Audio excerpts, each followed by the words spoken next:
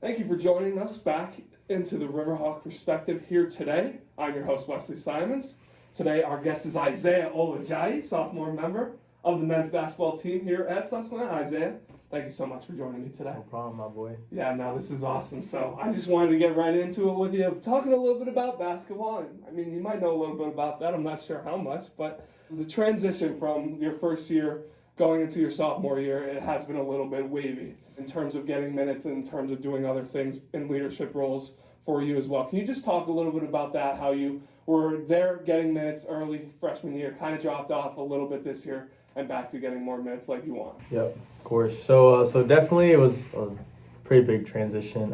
Going into a freshman, I didn't play a ton, and then I started to get a lot of minutes. I even started a couple games. I played pretty well.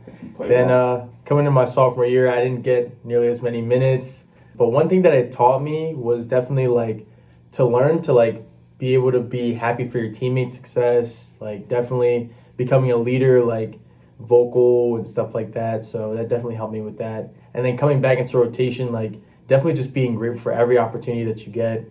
And when you get on the court, just play extremely confident and stuff like that. That's a lot of stuff that it taught me, I would say. Yeah, and if anybody out there didn't know about Isaiah's a little bit of turbulence in the beginning of the season, and it happens for everybody, but it wasn't because of his own doing. It wasn't like he did anything wrong. It was just some things weren't going your way, and that happens in sports, happens in life as well. So good to see you back out there. I love calling your games. I love talking about you because I know your family's out there listening, and they're so happy for you. They're so proud of you. I'm one of those people that's really proud of you, Zay. So keep doing your thing, but going a little more difficulty here, talking a little bit about the school schedule and trying to get acclimated with different things coming up, obviously in your second semester or sophomore year. Just talk a little bit about that as compared to your first year. Yeah, definitely first year was a little bit easier, especially because first semester they literally had your classes picked out for you. So a lot of times they have the class picked out for you. Your schedule will be tough just coming in, just being a college athlete and stuff like that in general. But I'd say going into your sophomore year, even though you pick out your classes yourselves, it's just a lot more responsibility and stuff like that. And I don't know, I just thought it was kind of tough making that transition, but of course I was doing all right, you know what I'm saying? But still. If you want to gloat a little bit, Say, that's all right. I mean, yeah, I know you're doing pretty well. That political science major definitely taking its toll at times, but at the same time, you got to have the smart brain and the smart capabilities personally to be able to overcome that. I know you're doing that as well. Sure. So, in your downtime, I know you don't have too much, especially during the season with all the craziness happening. What do you like doing in your downtime? What do you like doing with your free time? So recently, over the winter break type, and then during a little bit of the first semester, me and Moo were getting into a little bit of TV action. We watched some Outer Banks. I watched the first time. Yeah, that show was good. Yeah, that show's pretty good. So just watching a lot of TV, getting ready for the next season to come out. Yep. But yeah, that's pretty much what we do in our free time.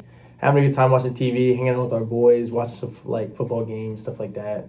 So yeah, that's pretty much what we're doing. Yeah, tune in the future, Musalako. That is also Isaiah's roommate. They're basically brothers at the hip. Yeah. And that's a great thing. Obviously, you found each other right away. Last year, we're roommates as well. I believe you're in Reed. Was it in Reed last year or Smith? You were in Smith. Okay. So basically the same thing, right next door, but at the same time, finding your brother for life. And I know you guys are real good friends. So Moo, if you're listening, tune in soon. I know I would love to have you on the show here on the Riverhawk Perspective, but right now we're sitting down with Zay, and we got one more question for him. Going back to the political science, where was your inspiration in terms of trying to figure out why you wanted to do political science in the future? Yes, sir. So I was a senior in high school. I had no idea what I wanted to do, no idea. And then a lot of the social injustice stuff was coming up. That was around the time, and I was thinking ways I wanted to be able to help or prevent or fight that racial injustice, that kind of thing. I wanted to fight it, but not in rioting or in stuff like that, but I still wanted African Americans' voices to be heard. Absolutely. So I was thinking, okay, what would be the best way to do that? And then the court of law, so criminal justice, stuff like that. So that's why I was okay, what route could I take? And that's why poli-sci, trying to go into law school and do something like that, be a lawyer, and then help my people. So another former member of the men's basketball team, Jaden Martin, also. I can believe he is a little bit of an inspiration for you. He's also at Hofstra University right there on Long Island, and he's the man. He was a senior, graduated last year from here, but yeah, he's trying to get his law degree out there in New York. But Defensive Player of the Year in the conference, a little bit of basketball. I'm shouting you out, Jay. I hope you like that. But yeah, Zay and you just, I'm so proud of you from the way that things worked out last year.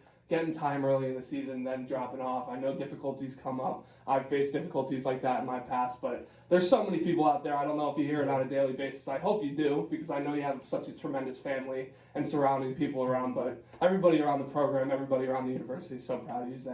I'm so happy you got to sit down with me today. It's been wonderful. Thank you. Thanks, Zay.